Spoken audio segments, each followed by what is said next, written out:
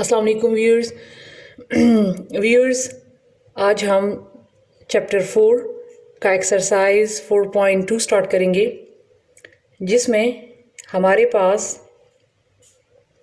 है तो इसमें बहुत सारी चीज़ें, लेकिन वो तमाम की तमाम चीज़ें जो हैं वो फाइनेंस जो लोग सब्जेक्ट है वो पढ़ते हैं तो उसके हवाले से है, ठीक है। लेकिन टेस्ट के हवाले से जो क्वेश्चंस इम्पॉर्टेंट हैं और जिनसे क्वेश्चंस आ जाते हैं टेस्ट में, तो हम उनको सिर्फ कवर करेंगे, ठीक है। तो हमारे पास एक्सरसाइज 4.2 में हमारे पास है प्रॉफिट, या जिसको हम मार्कअप भी कहते हैं। ये चूँकि फाइनेंस का सब्जेक्ट है तो लिहाजा अगर इस पर मैं डिटेल में जाऊं तो फिर इसमें बहुत सारे फार्मूले जो हैं वो निकलेंगे, तो लिहाजा इस स्टेज पर आप यही समझें कि जो प्रॉफिट है वो बेसिकली मार्कअप है, ठीक है।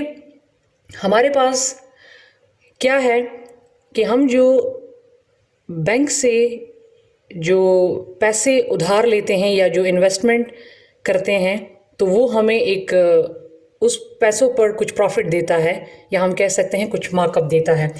इसमें हमारे पास क्या होता है,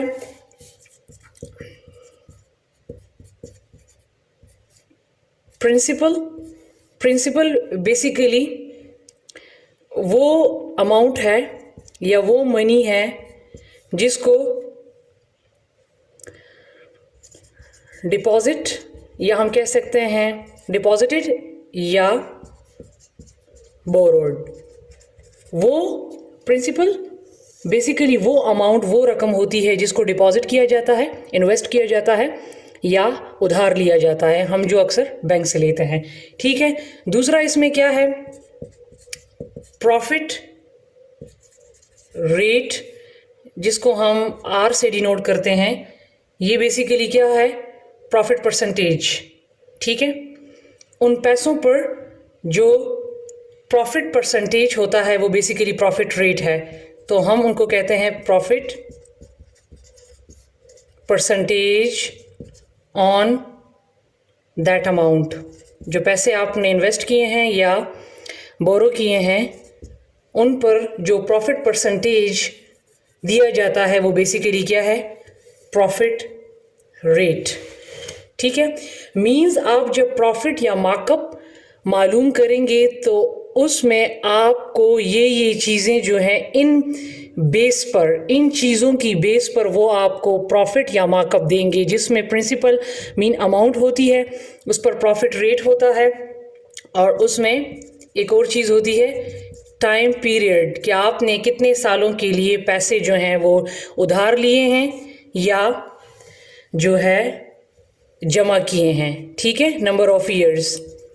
तो इन तीनों चीज़ों की बेस पर आपको जो है उन पैसों पर जो है प्रॉफिट या मार्कअप मिलता है, जब ये तीनों चीज़ें मेंशन हो, ठीक है। तो चलते हैं अपने क्वेश्चन की तरफ। सबसे पहले मैं इसके लिए एक फार्मूला लिख लूँ, उसके बाद मैं क्वेश्चन पर जाती हूँ। जब आपको कहा जाए कि मार्कअप फाइंड करें तो आपको चीज़ें दी होंगी, प्रिंसिपल पी से, फिर प्रॉफिट रेट और टाइम पीरियड, ये दिया होगा। हमारे पास प्रॉफिट रेट जो होगा वो हमेशा परसेंटेज में होगा, तो लिहाजा उस परसेंटेज को ख़त्म करने के लिए हम नीचे 100 लगा देंगे। अब इसमें से जो भी चीज़ आपको जो है फाइंड करनी हो, ठीक है, तो आपने फॉर एग्ज़ाम्पल रेट फाइंड करना है तो आपको प्रिंसिपल, मार्कअप, टाइम दिया होगा। अगर टाइम फाइंड करना हो तो आपको रेट, प्रिंसिपल, मार्कअप दिया होगा। इसी तरह एक चीज़ जो फाइंड करनी हो तो और चीज़ें आपको गिवन होंगी, लेकिन इसी फार्मूले में सबको पुट करना है। तो चलते हैं अपने क्वेश्चन की तरफ।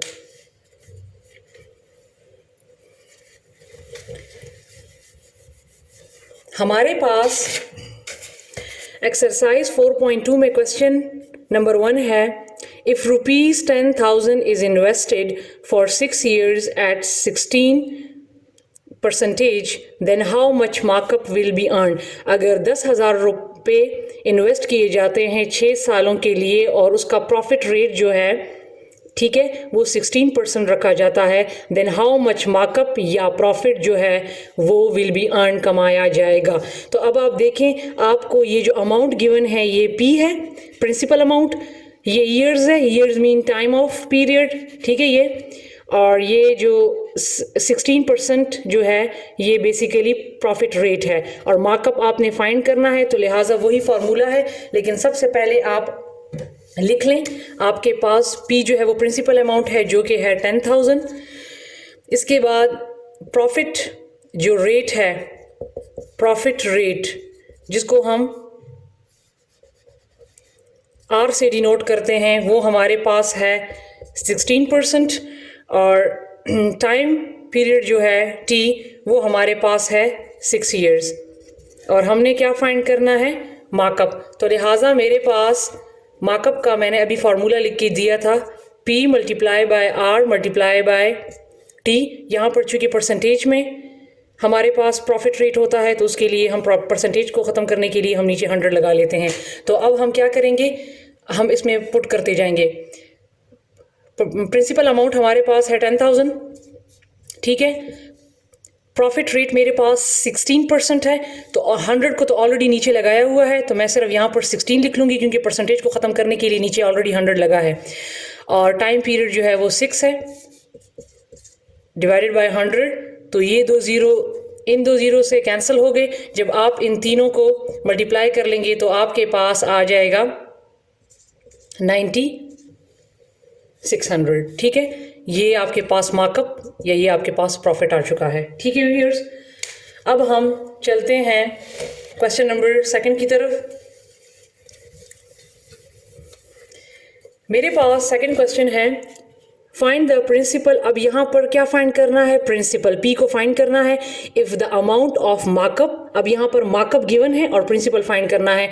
If the amount of markup for 5 years at 5% is ₹5550। अब यहाँ पर मार्कअप जो है वो गिवन है, ये मार्कअप है, ठीक है। अमाउंट का जो मार्कअप है वो गिवन है, अमाउंट नहीं गिवन, वो हमने फाइंड करनी है। ईयर्स भी गिवन है 5 ईयर्स, और परसेंटेज भी, प्रॉफिट रेट भी गिवन है।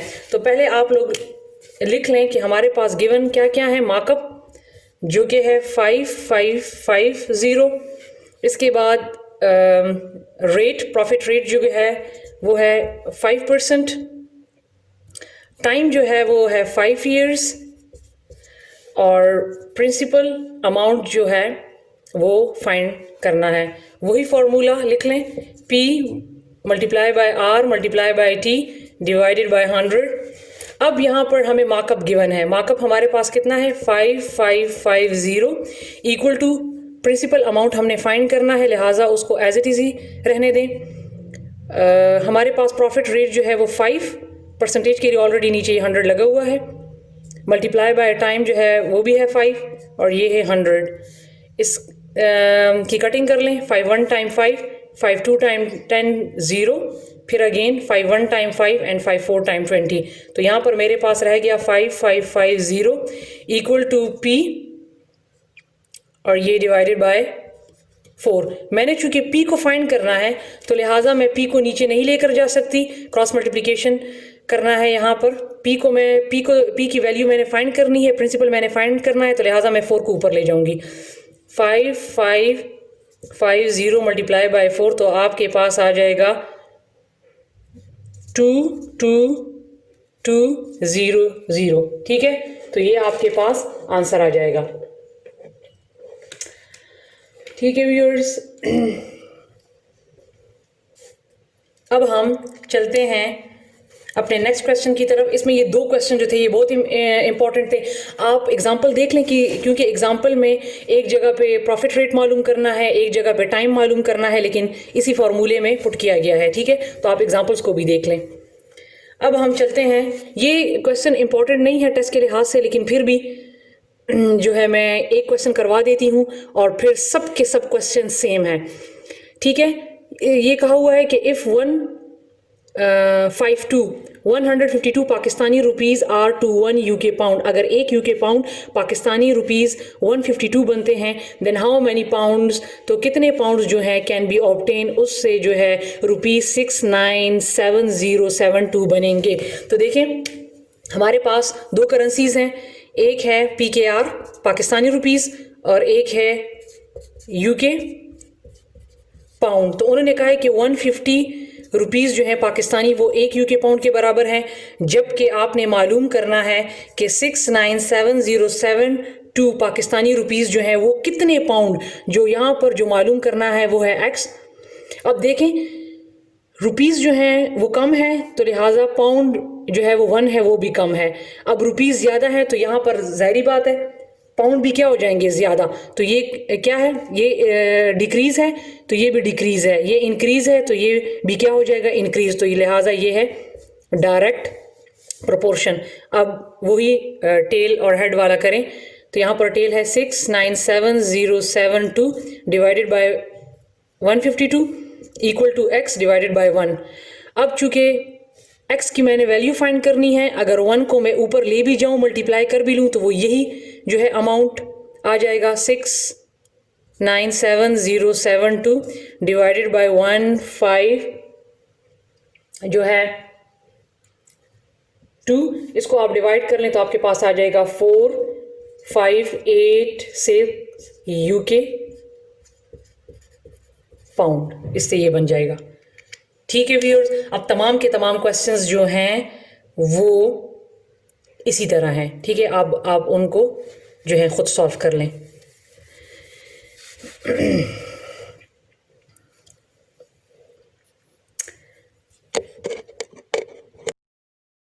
जी तो व्यूअर्स अब हम स्टार्ट करेंगे एक्सरसाइज 4.3।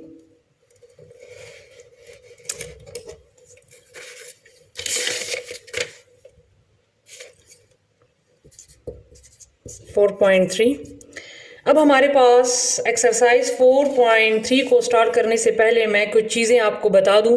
हमारे पास होता है प्रॉफिट एंड लॉस। अब हमें क्वेश्चन दिया होता है, उसमें हमें वहाँ से हमें पता लगाना है कि ये प्रॉफिट है या लॉस है। तो अगर हमारे पास सेल प्राइस, हमारे पास प्रॉफिट और लॉस के लिए सेल और कॉस्ट प्राइस गिवन होती है, तो अगर हमारे पास सेल प्राइस जो है वो कॉस्ट प्राइस से ज़्यादा हो, सेल प्राइस ज़्यादा हो कॉस्ट प्राइस से, तो लिहाजा मेरे पास क्या आएगा, मैंने क्या फाइंड करना होगा, प्रॉफिट। वो मेरे पास प्रॉफिट होगा तो मैं प्रॉफिट फाइंड करूँगी।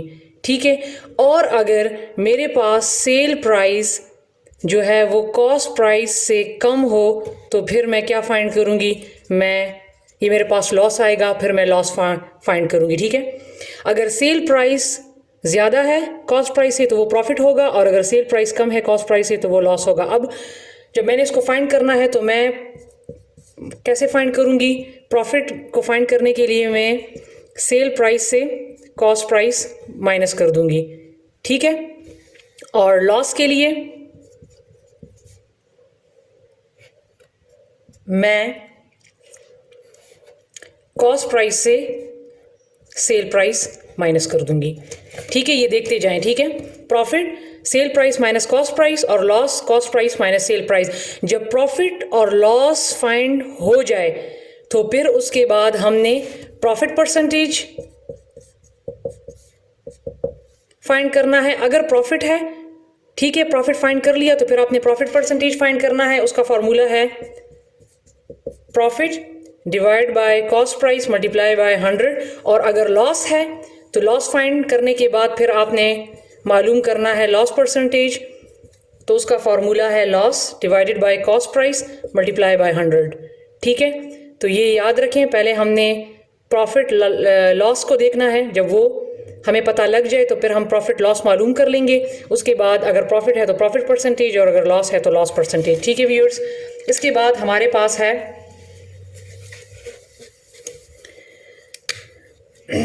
डिस्काउंट। ठीक है, डिस्काउंट में हमारे पास एक होता है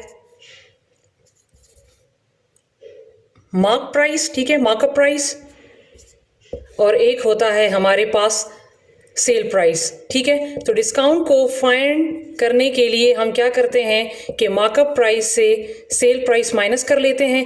जब हम डिस्काउंट फाइंड कर लें तो उसके बाद फिर हम डिस्काउंट परसेंटेज फाइंड करते हैं, जिसका फॉर्मूला है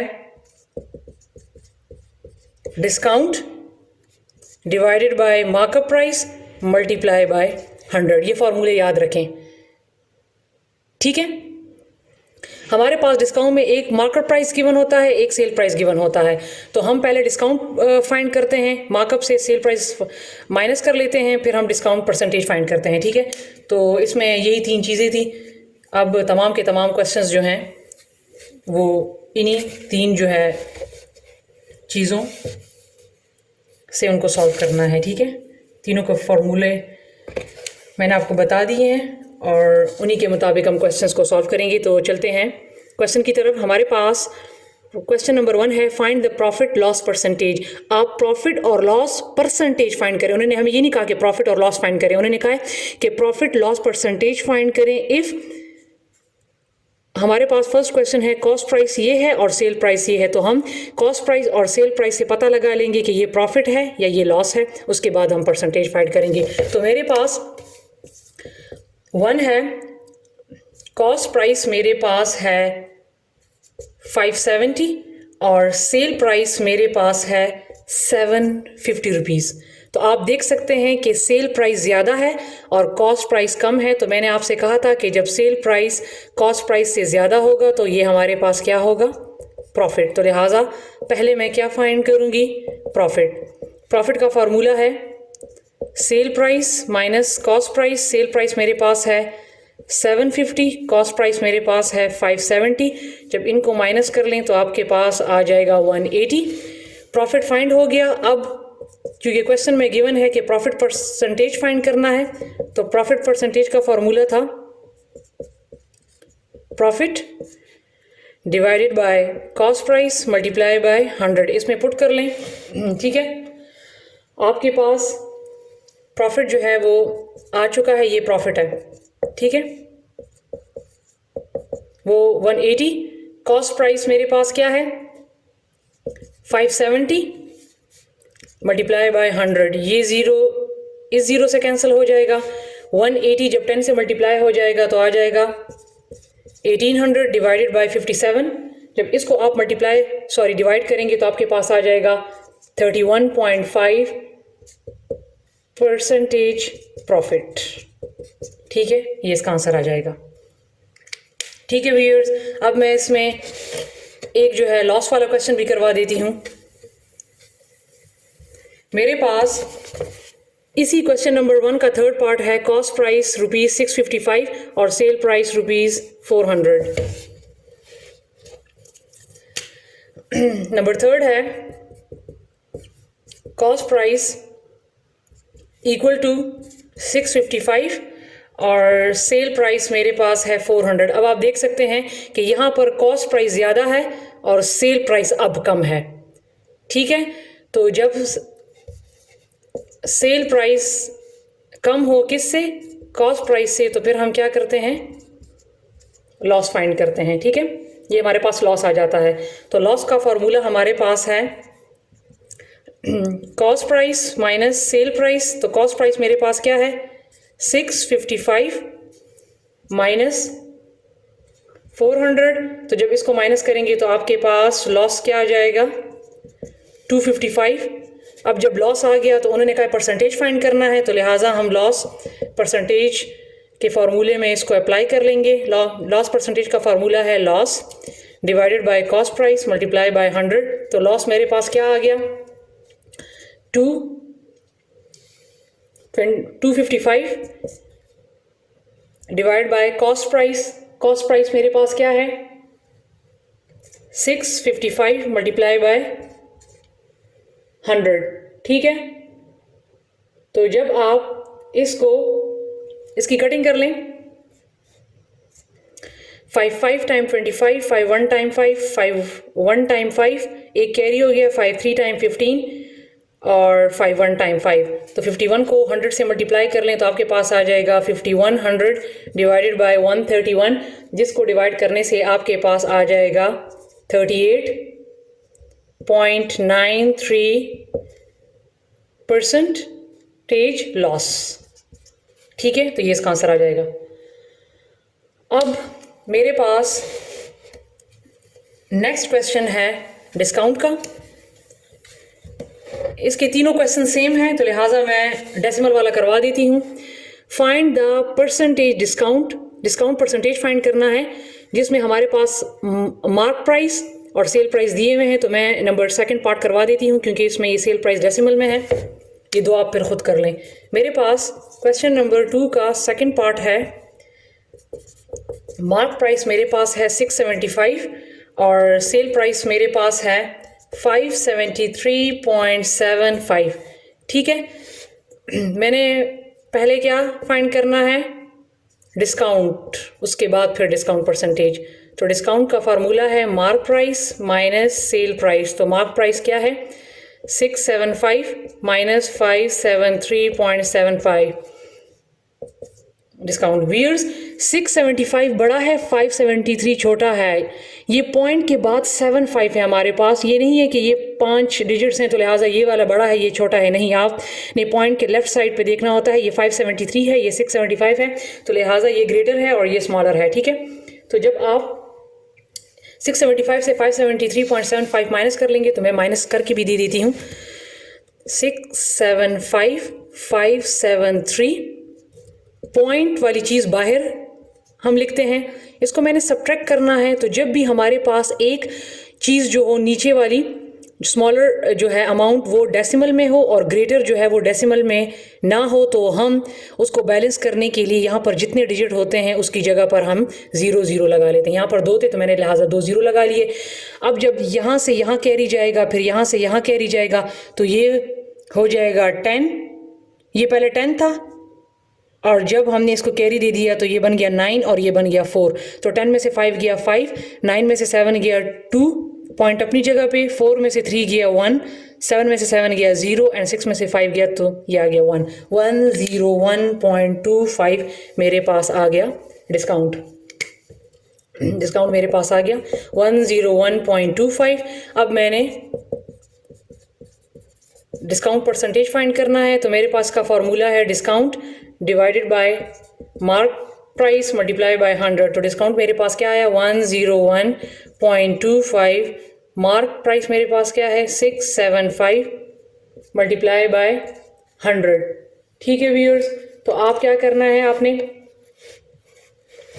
कि आपने पहले इसका पॉइंट ख़त्म करना है। ठीक है, मैं पहले इसका पॉइंट ख़त्म कर देती हूँ। 101.25 675 अपनी जगह पे। जब इसका मैं पॉइंट ख़त्म करूँगी तो ये 100 मल्टीप्लाई बाय 100, ये 100 हिस्से कैंसिल हो गया, तो मेरे पास रह गया 10125 डिवाइडेड बाय 675।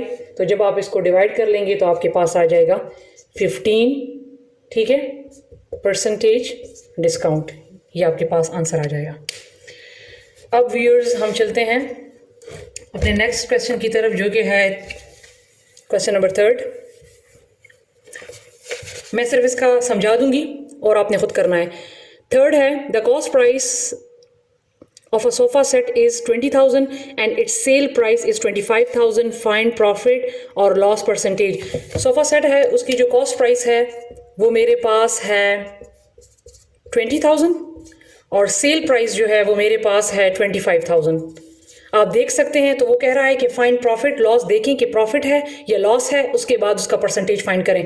तो फर्स्ट वाले क्वेश्चन ही की तरह है, सेल प्राइस जो है वो ग्रेटर है किससे, कॉस्ट प्राइस से। ये 25 है, ये 20 है, लिहाजा आपने क्या फाइंड करना है, प्रॉफिट, और फिर उसके बाद प्रॉफिट परसेंटेज। तो ये वाला क्वेश्चन आप खुद कर लें। अब मेरे पास नेक्स्ट क्वेश्चन है, question number 4। If return price of a basket is 50, अगर रिटर्न प्राइस बास्केट की जो है वो 50 है और सेल्समैन ऑफर्स ₹2.50 और सेलमैन जो है वो उस पर 2.50 डिस्काउंट लगा देता है, तो इसका डिस्काउंट परसेंटेज फाइंड करें। हमारे पास रिटर्न प्राइस जो है वो क्या है,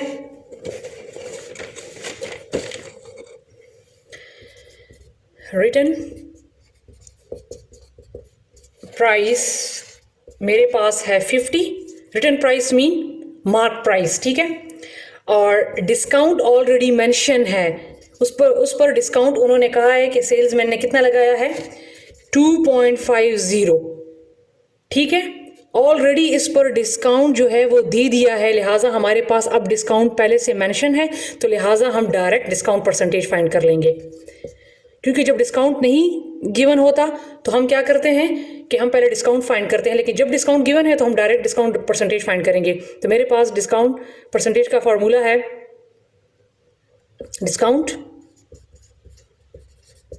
डिवाइडेड बाय रिटर्न प्राइस, क्योंकि यहाँ पर रिटर्न प्राइस है या मार्कअप प्राइस, तो ये है रिटर्न प्राइस मल्टीप्लाई बाय 100। तो डिस्काउंट मेरे पास है आया है 2.50, रिटर्न प्राइस 50 है, ये मल्टीप्लाई बाय ये 100 है 100। आप क्या करेंगे कि पहले मैं इसका डेसिमल ख़त्म कर लूँगी, पॉइंट 2.50, ठीक है। 50 अपनी जगह पे, पॉइंट ख़त्म करने के लिए मैं लगा लूँगी 2.50, इसको ख़त्म करने के लिए मैं लगा लूँगी 100। 50 अपनी जगह पे, मल्टीप्लाई बाय 100 से कट गया तो ये 250 रह गया ऊपर, नीचे रह गया 50, 0 से कट गया, 5 1 टाइम 5 एंड 5 टाइम 25, तो लिहाजा मेरे पास आ गया 5% डिस्काउंट, और ये इसका आंसर है व्यूअर्स। तो ये था हमारा एक्सरसाइज 4.3। इसके बाद मैं अपनी नेक्स्ट वीडियो में इंशाल्लाह आपको एक्सरसाइज 4.4 करवाऊंगी।